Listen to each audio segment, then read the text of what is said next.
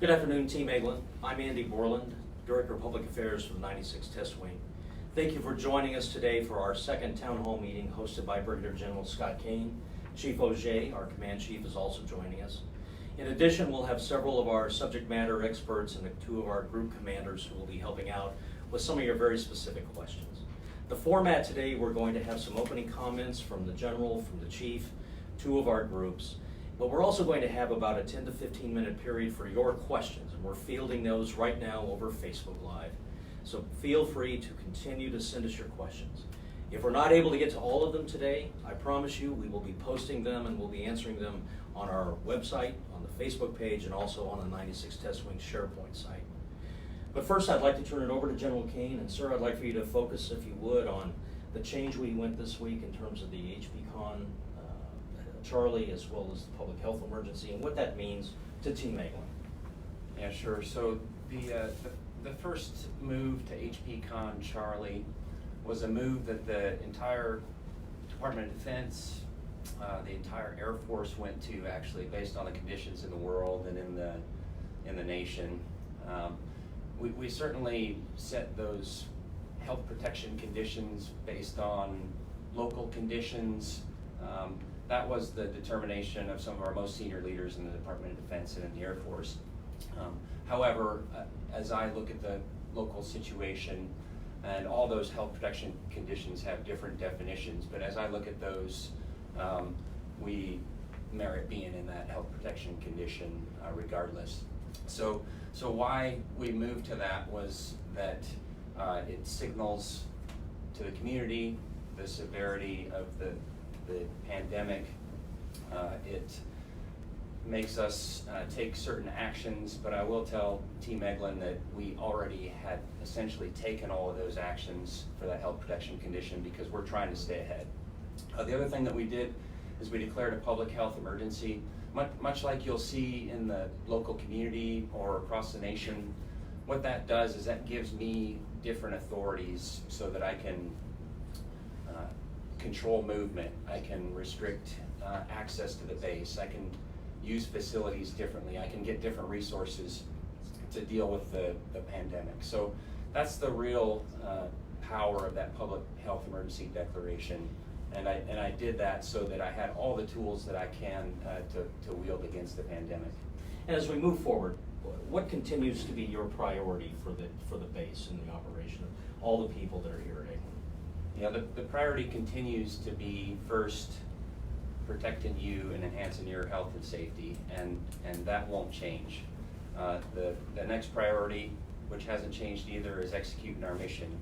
As I've said before, national defense doesn't stop because of an event like this. So we still have to develop weapon systems. We still have to train soldiers and air crew and be ready for our national defense. So those priorities haven't changed. It's taking care of our people and executing the mission. Now, I have communicated to all the senior leadership in my chain of command that there are going to be times when we're going to slow that down to take care of that number one priority, is protecting our people. And after we slow down, we also have to be ready to ramp back up. And I predict that we're going to have to go through perhaps a couple of cycles of that. So all the processes that we're putting in place, all the rewriting of the book that we're having to do is so that we can do that. Protect the people, keep executing the mission, draw back if we need to, but then be ready to reattack. There was a third thing that we're doing that I want to make sure everybody was aware of. In addition to the health protection condition, the public health emergency, is we're going to transition to a more strict mission essential posture starting next week. And once again, that is to execute exactly those priorities. It will slow down the number of people that are on this installation. It will control some of the transit. It'll control some of the interactions, and it's all aimed to slow the spread of the virus, to protect our people and to protect our mission and preserve that mission capability. And you think that's happening next week? It will. That's the plan. It will. On Tuesday is when we will take that next step. And you can expect that these are incremental steps. It's not a giant leap. It's another step. I talked last week about rungs in the ladder, and I'm stepping us up one more rung in that ladder to react to and stay ahead of the situation in the community and in the nation. And there are a lot, Andy, of other mitigations that have taken place with travel restrictions, with how we've adjusted appointments. I mean, the list is long. You'll hear about some of those from my subject matter experts as we go through this. I will say, one of the questions that we get the most, and I think you've heard a lot about, is the reduction in access to some facilities. And those were tough decisions that you have made, that some of our local commanders have made. I'd like for you to address the why. Yeah. Why are retirees restricted? We have a large retiree audience, and obviously that's a big question that's coming up. Yeah, I will say, and just generally, in any of those decisions, I heavily scrutinize and understand that there are impacts on people's lives, and I take those very, very seriously. That one in particular, I'm balancing those priorities, which is protecting my airmen, sustaining them, being able to execute the mission, while knowing that our total force includes retirees and other beneficiaries. So we haven't totally stopped access to those things like the commissary and the base exchange. We certainly need to continue providing medical care to almost 20,000 retirees, beneficiaries that are impaneled at our hospital, and Colonel Hansen can talk more about that. So on Eglin Air Force Base and for Team Eglin, there really are major impacts if I take those restrictions to the point of stopping some of those essential services, and I'm walking into that very cautiously to try to still support that community, but while protecting the airmen that are executing the mission. So it's a delicate balance. It is. Speaking of protecting our airmen, I wanted to shift over to Chief Auger to talk about some of those issues in terms of the helping agencies that are available. Chief, if you could spend a few minutes talking about that. Yeah, sure will. Thank you. And earlier this week, you asked me to pull together the helping agency teams. And what are they doing? How are we changing? And how are we evolving with this? So, sir, they've knocked it out of the park with this one. And so I want to give a shout out to our helping agencies teams. They really have come through during this time. And one of the things that they were able to do is create 2 phone numbers through our Airmen and Family Readiness Center using Google Voice, right? So this is kind of awesome. And we're going to be pushing it out right after this. And the 2 phone numbers, I'll just give them to you right now so I don't screw them up. It's going to be 850-483-0299 and 504-383-5397. This is going to be open 7 days a week, 07 to 1900, that you can access care for all of our helping agencies. They're going to make sure that you get point of contact to each one of them. And that was done through 2 great Airmen and Family Readiness NCOs, so well done. I appreciate you doing that. The other thing, sir, during those... Chief, on that one, just so everybody's aware, I mean, I gave the message, stay connected, stay safe and stay connected. But that's what this effort is about. It's about taking care of you and also keeping you connected. The other thing that I told the chief and the helping agencies is that I would expect right now that they're very busy, and I need you to use those helping agencies. This is a tough time, and my expectation is that you need someone for supporting your family, for those extra stresses that are on your life. So that is what I was asking for, and that team is coming through with some great ideas, some great ways to stay connected, and I want to do the same thing and make sure that I thank them. But I gotta say that I implore all of you out there to use those services that are there for these kind of situations. Use that Airmen Family Readiness Center. Call those numbers. Yeah, 100%. They are open. They are available to take care of you and your family's needs, and that's what this is going to be designed for, to help you out. In addition, those after hours, sir, if they cannot get a hold of that phone number, they created a Gmail account. It's Eglin at gmail.com. So that was able to work for us. Another thing is we had to kind of transform the way we do our chapel services. They're used to those large congregations, used to talking to people. So our chaplain corps was able to do some virtual, I guess, the online worship services. So that's great. They've even created a campaign, #Eglin Strong. So awesome job to our resiliency in our airmen out there, our resilience airmen and our religious affairs airmen, as well as the chaplain corps. So well done on that. They have also created one through the Helping Agencies team called #Resilient Eglin. So what they're trying to do is identify all those things of how are you staying connected. So I just want to tell you about this one awesome story. Just came in.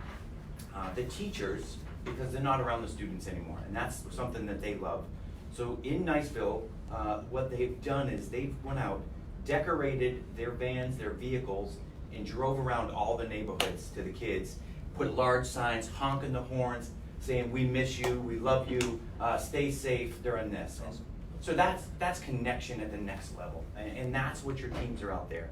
So even our mental health capacities, they are doing telephonic counseling over the phone to make sure people are in the right states. And this is the ingenuity that is really driving how we can stay connected. So shout out to our teachers, well done. And the other factor in all of this, if you look at the 4 pillars of resiliency, is that physical pillar. So one of the things that they've done now is staying connected through the gyms. They don't necessarily have gym space available to them, and spouses like, hey, how do we stay connected? So they're doing Tabata workouts, and they're throwing down challenges. Our crazy exec threw out some stuff at us, so I know we're trying to get it done to keep us in shape as well, but that's out in the elements and getting it done when we don't necessarily have access to the weights and everything else, sir. Yeah, that's great, and I know all of you have ideas and are doing things to stay connected in different ways. Share those. Let other folks know what you're doing. This is a time where we need those creative ideas. We have an innovation team too, who I think is going to come in and chat with us a little bit here too. So if you have those ideas, those platforms, those different apps you're using, whatever you're creating, think about our innovation team and pushing those there. They can help scale those. They can help with resources to really get us over this big hurdle we have with staying connected. So great. And let me put a plug in for our Facebook and website. Yeah, Chief, I think all the information you mentioned, the phone numbers, all of that will be on eglin.af.mil as well as the Eglin Air Force Base Facebook page. So please pay attention to that. We'll have that up, that information up shortly if it's not already up. Yeah, and just one other thing, within Sure. the school system, sir, you know that we touch so many different counties here, but specifically Okaloosa County, which our base resides on, there are 28 MFLACs within the schools that can deal with non-mental health related issues to help them out, and they are ready and available to help you out. So if you're having troubles with those online schooling and how do we do this and the transition through that, so through our school liaison officer, Lane Langenes, she's given me that information, so I want to make sure that that's out there for the families as well. And I believe that starts on Tuesday also, is the online schooling for... It's already started in Walton County. It's starting on the 30th for Okaloosa County. So, awesome, Chief. Chief, anything else before I ask the Med Group to join us? Any other comments from your side? Just stay connected. Please let us know if you've got questions. I'd be happy to answer them, but we got to bring in the Med Group, which is pretty important for your messaging, sir. Thanks, Chief. Yeah. Colonel Hanson, I think you're out there. Yes, sir. Please come in, pull up a chair. I would shake your hand, but... Good. Elbow pop. We've asked Colonel Hanson to come in from the Med Group and kind of give us an update on the status of the hospital, impacts that are ongoing, but some of your philosophical issues, I think, that you've been dealing with over the past few weeks. So there have been a lot of changes in healthcare. It's been a little over 3 weeks since we've had our first confirmed case of COVID-19 here in Okaloosa County, but we really began planning much earlier than that. Both at the Air Force and Defense Health Agency level, as well as our community partners, our local hospitals, have been planning for the better part of 2 months. It required quite a bit of change. As we attempt to decrease the movement of people and protect our patients and our staff, much of the care that we routinely provide in the medical group needs to be shifted from face-to-face appointments to virtual appointments, what we call virtual appointments. So these are appointments over a telephone and more over chat, so we can actually see each other face to face. Now, for the next 2 months, all of the 350 odd facilities and Defense Health Agency will be deferring all elective care. So anything that can be deferred into the future will, and we will reschedule that care. We still want to provide that surgical care, that physical therapy and physical medicine care, and we will. But there is some care that we simply can't. We still need to provide obstetrics. We still need to take care of you if you have an emergency. So when you contact the medical group, when you call our appointment line, or on nights and weekends call the nurse advice line, you'll be given an appointment for us to call you. And your provider team, your nurse, your physician assistant, or nurse practitioner are gonna call you back. And more, even video chat with you and assess what you need. And what we're finding is quite a bit of the care that we normally provide face-to-face, we can provide to you while you're in your home. Now, if you have the symptoms of COVID-19 and you need to be tested, we'll bring you to the med group, and more than likely you'll get a drive-through test. You won't come into the facility. You'll meet people with all the protective gear that they need, their goggles, their mask, their gown, and they'll do a test right there in the car. And if your symptoms require it, take vital signs, do an exam, and accomplish all of that while getting the labs done and getting you the medications you need without having you come into the facility. Matt, you weren't in the room, but earlier Andy asked me a question about our retirees and other population. We were talking about base access. Yes, sir. And you've been very insistent with me that we continue to care for that population and keep them connected with the hospital and their treatment. So I just wondered if you had anything more to add to how that changes, or how this applies to those almost 20,000 people, I think, that you're taking care of. So the almost 20,000 retirees, as well as the active duty and their families throughout the Middle Panhandle. Yes, sir. So we continue to have an emergency room 24/7. We continue to operate the hospital, although taking all the precautions necessary and taking all the lessons learned from facilities overseas, as well as facilities that have seen more COVID patients in the Northeast and on the West Coast, and more in South Florida. Taking all those lessons learned to protect our staff and protect those patients. I think you'll find that when you come to the med group, our lab's still open. Although we do ask that we limit the number of paper scripts from the outside community, if that can be deferred through the end of May. We'll get to them as soon as we can. Our pharmacies are still open. We are still accepting paper scripts at our satellite pharmacy, though we encourage you to use online and home delivery options so that your medications can be delivered to you. And if you get a prescription from one of our providers, our main pharmacy is still open as well. Now, if you have routine care that can't be deferred, if you're somebody, like I said, that's pregnant, or somebody that's seen in our oncology clinic, we're gonna still provide that care. But what we do is we limit visitors to the smallest number as possible. We limit access to 2 doors now. Everyone gets screened. Anyone with symptoms gets a mask. That actually includes our staff as well, is also screened. And then finally, we also separate patients that could potentially have COVID-19 from patients that do not. So you might find in your next well baby visit that requires vaccination, you'll be seen in an outside clinic instead of the normal pediatrics clinic. In your next obstetrics appointment, your resident might meet you up in the 2nd floor obstetrics clinic as opposed to in the family medicine residency. And that's all to separate our healthy patients from our patients that could potentially have COVID and keep our patients and staff safe. You mentioned the pharmacy issue, and I think there was a change to the satellite pharmacy, not in terms of hours, but in terms of the traffic flow and how all that's going to work. I don't remember the details. But. Yes, sir. To maintain social distancing, we began by limiting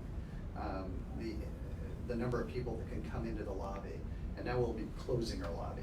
You can still come and use the pharmacy. We want you to.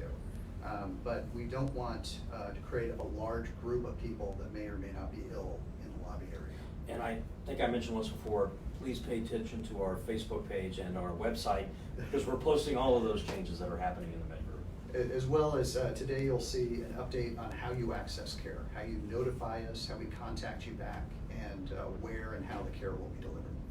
Colonel Hanson, could I ask you to kind of quickly address the number of cases that we've had in the local area, in the county, and how that's impacted the base, where we stand in terms of the numbers that you're aware of every day?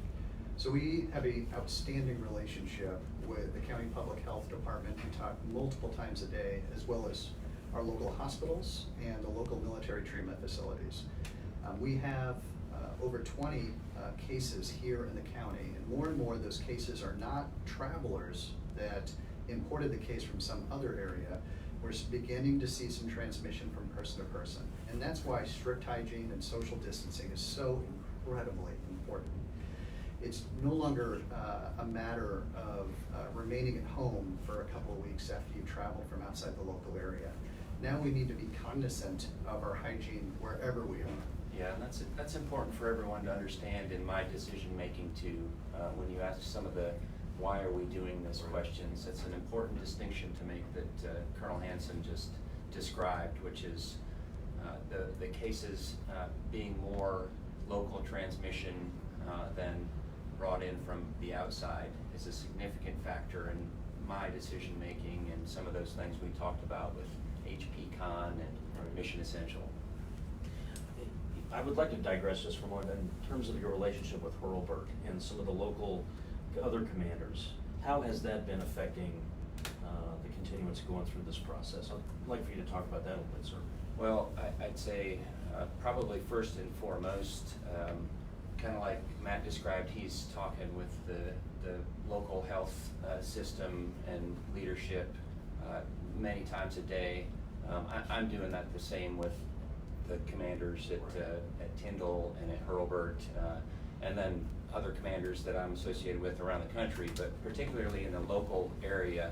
First and foremost, that's just a source of us to make decisions and support each other as we work through all these considerations. So just want to acknowledge the relationship there and how helpful that is in working through some of these tough decisions.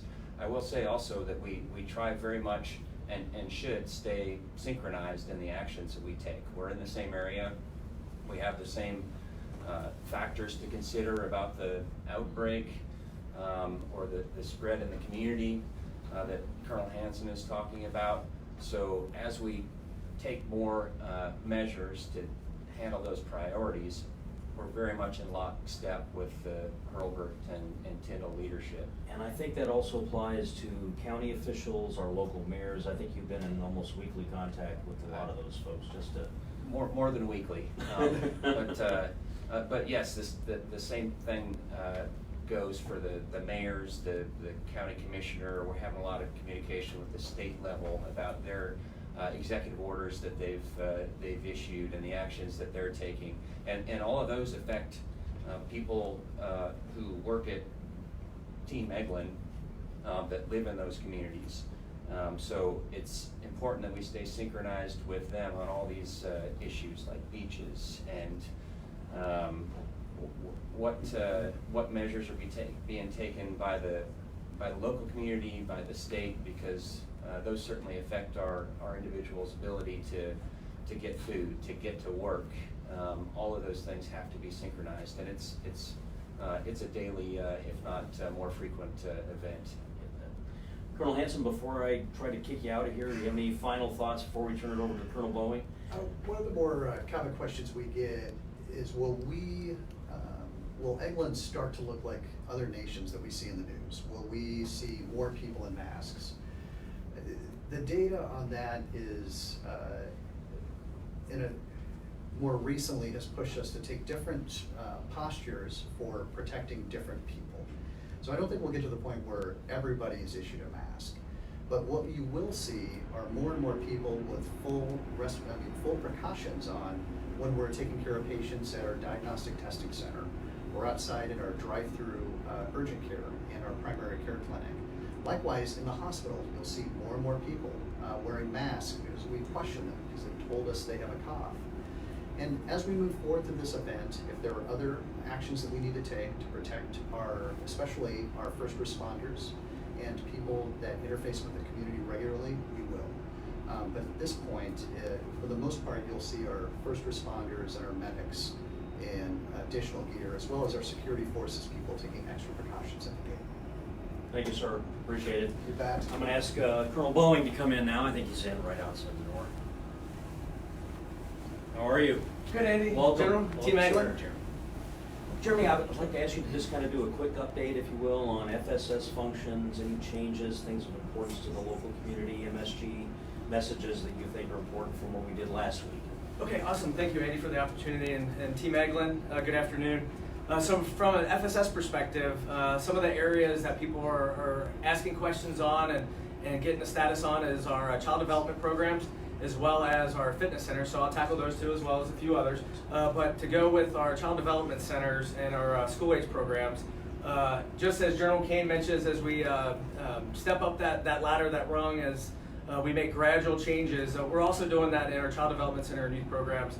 And so earlier this week, we instituted basically restriction to who is available for care in those programs as a step forward to limit the access to really truly provide care for those who need it most. The safety of our employees and the children are at the forefront of all of our decisions that we're making with Wing leadership. And so as of right now, the current priorities are those who need it most, who are single and dual military families, as well as our first responders and our medical personnel who are on the front lines fighting COVID-19 every single day. And Jeremy, if I can, I think it's just important for everyone to understand that we get questions about why is it open, and Colonel Bowen just hit on that. I have airmen who work in our hospital who are taking care of this crisis, who need the CDC for them to go to work. I have those first responders, a defender whose spouse is also on the flight line trying to execute a mission, who needs that service in order for us to continue the mission and to protect the base. So it's important for everyone to understand that that's a driver behind the decision to still have it open. But while acknowledging we've reduced the level of service to protect those workers that are there, and to try to be able to isolate those the kids, which is a very difficult thing to do, as much as we can. So I know this is a topic that is of great concern to everyone, but I wanted to take a chance to explain my thinking on what's going on with CDC too. Yes, sir. And just to add to that, General, as far as the number of children that are in our care, we usually average on a daily day about 700, and that's a typical day at Eglin Air Force Base. Right now, during this COVID-19 crisis, with the measures that we instituted, there's about a little over 100 children that we're taking care of between the school age program and our 2 CDCs. And what we're doing is we're spreading those children out. We're trying to lower those ratios to minimize the number of kids in a room, to not only look after the kids, but also our caregivers. And then the other topic is the fitness center. We get a lot of questions on that. So right now, the fitness center is still open, both the Lightning and also our main fitness center. Our field house operation, or field house, is closed currently. But between the Lightning and the main, we have restricted hours and we've turned off the 24/7 access, as well as limited those who are on active duty or active duty status that are here working at Eglin Air Force Base. We did that for a couple reasons. One, to minimize the traffic within the centers, but also placing a priority are keeping our airmen fit to fight and to be ready for our deployment missions. Are there any changes to the dining facility or other food outlets? As of right now, there's been no change from last week with our food operation. As far as the dining facilities, outside of, we did close the lift, flight kitchen, and deviated operations to the Breeze, as well as the Lightning dining facility over on the 33rd Fighter Wing side. And so, but the restrictions apply as far as the Breeze, that it's dorm residents only. So our dorm residents, as well as our meal card holders, and then over on the 33rd side with the Lightning, it's meal card holders only, as well as those personnel that they have deemed over there for access to that facility.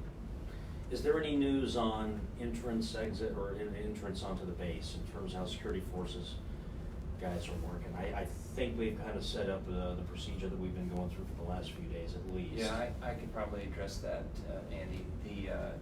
Right now, our posture is that we've restricted visitor access unless you have an approval from a commander to allow a visitor for a family care need or something along those lines. So strict visitor control right now. And as we move towards this more mission essential posture, then we will be asking that only mission essential personnel or those with official business, and we'll spell that all out in the guidance that we put to our community on what that means, are coming onto the base. Any other thoughts that you've got, Jeremy, before we move into kind of the Q&A section? I wanted to check with my crew and see if we've got a series of questions that we need to get to with the MSG, FSS folks. Have you got any notes for me? No? So I do have one Oh, other sorry. additional point, Andy. So in regards to as Team Eglin continues to step up that ladder, enhancing our precautions to prevent the spread and flatten that curve, the Force Support Squadron has also instituted, we're starting to close down some of our morale, welfare, and recreational programs. I know that's an inconvenience to some of you, and it's a disappointment to me as well, but this is an effort to protect not only our employees, but also the customers we support. So those include our outdoor rec facilities, our auto hobby skills, Ben's Lake Maria, and a host of others that we're closing down on Monday in order as we escalate our posture here at Team Eglin in order to keep our customers or employees safe. Thank you. Thank you, Colonel Bowling. Let me see if we've got anything for you that might be relevant.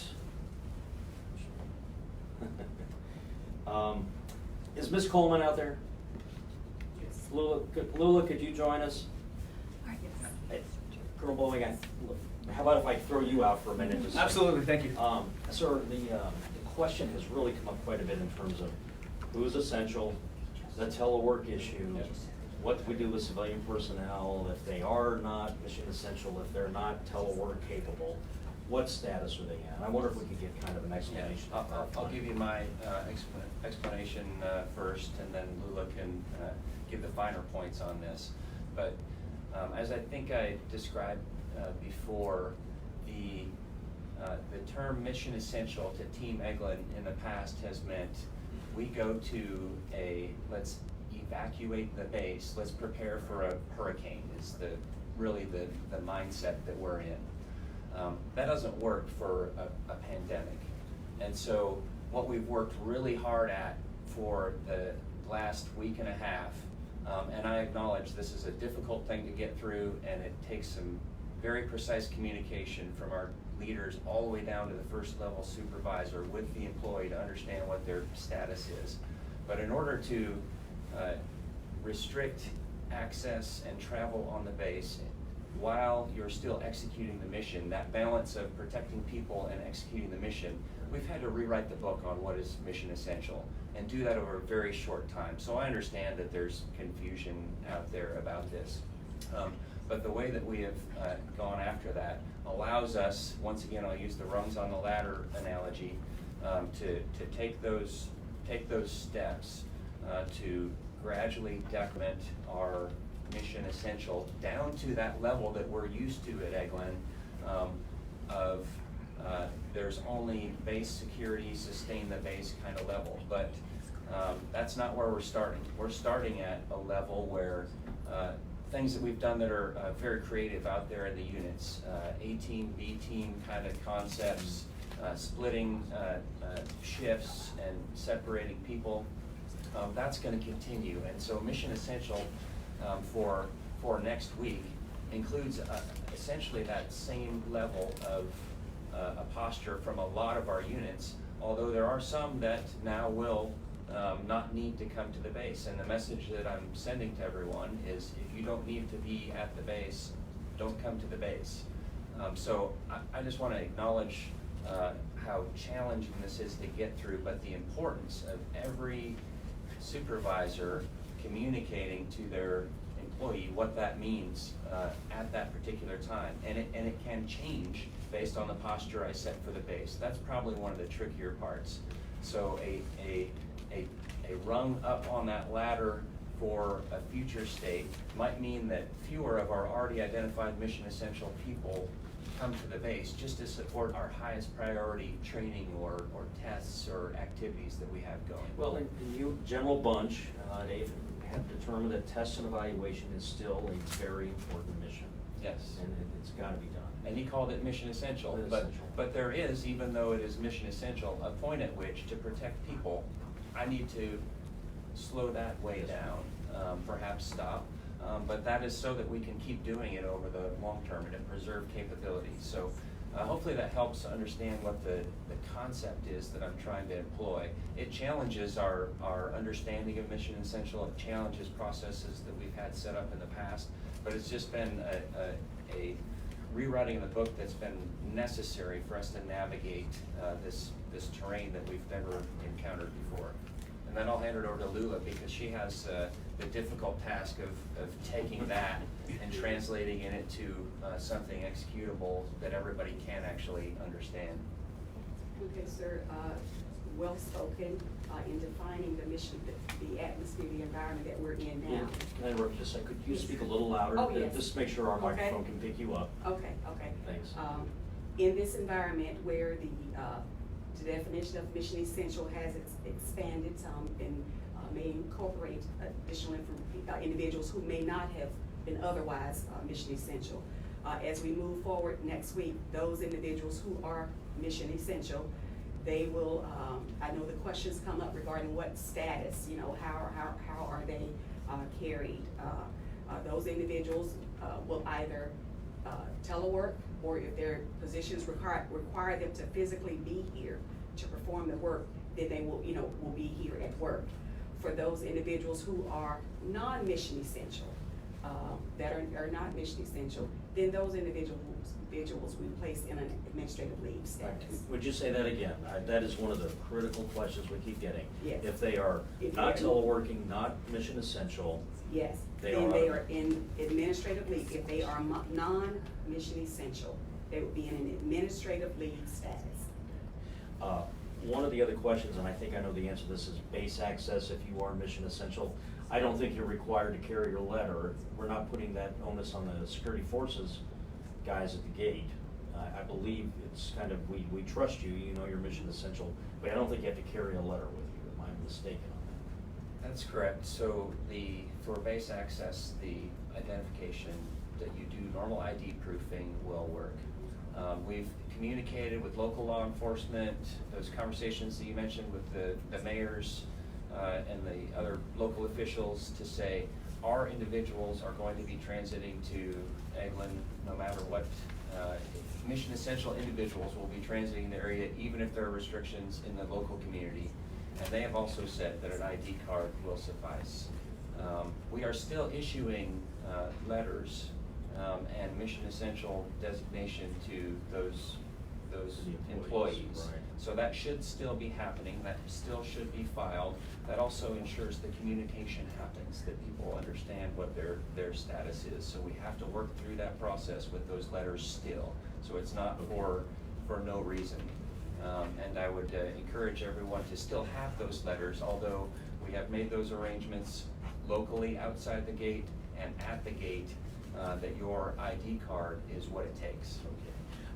Along this line, one of the other questions that has come up, if we have clarity on contractors and construction projects, I don't have a CE rep here with us, but do we have clarity on the work that will continue? What do we do about contractors also? Right, I'll mention our contractor workforce, which is extensive, who also has mission essential designation according to their contract, and that varies based on the unit, the requirement, and the designation that's happened through the contracting officer. For our construction projects, very much like our tiered approach to mission essential for the government workforce, we have the same thing established for our construction projects. We have a lot of construction projects going on. Infrastructure recapitalization is a huge priority of mine. As you know, we need that at Eglin and our other bases. So right now, all of our construction projects are going to continue.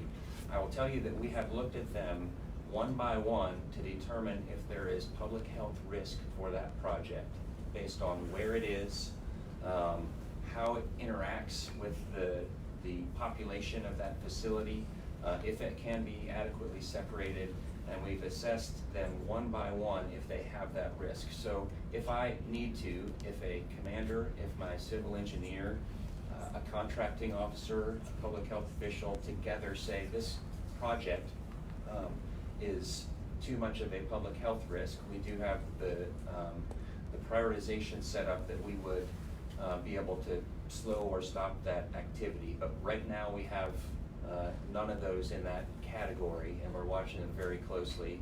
Also, that's informed by the local situation with the pandemic. Two other questions that did come up, if we can address. How does the Family Medical Leave Act impact Mission Essential? I don't know that I have heard that one before. And when making decisions about essential personnel, will families be taken into consideration? And I think there has been some discussion even on the letter that talks about if you have childcare requirements, et cetera. Can you address that a little to some extent? For the Family Medical Leave Act, Yeah. that is a provision that's available to employees in the event they have a medical emergency or a family member. So they can take up to 12 weeks of leave to care for their family member. So if you have an individual who is in that status currently, that will continue, that they will handle on a case-by-case basis. So it doesn't impact, the Mission Essentials status right now. And I think your second question was about dependents, essentially of families and dependents if they're in consideration as essential. And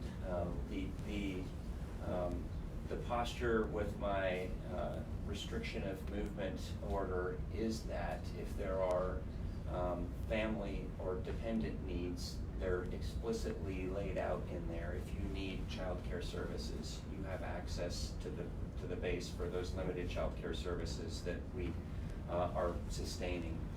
If you need access to certain, of course, the medical care or some of the other services that are open, those are still considered official business that families and dependents will have access to. We actually have just one last question or two last questions that are more in the FSS arena. I think Colonel Boeing is still with us. I think. Yes. Okay, these are the tough ones.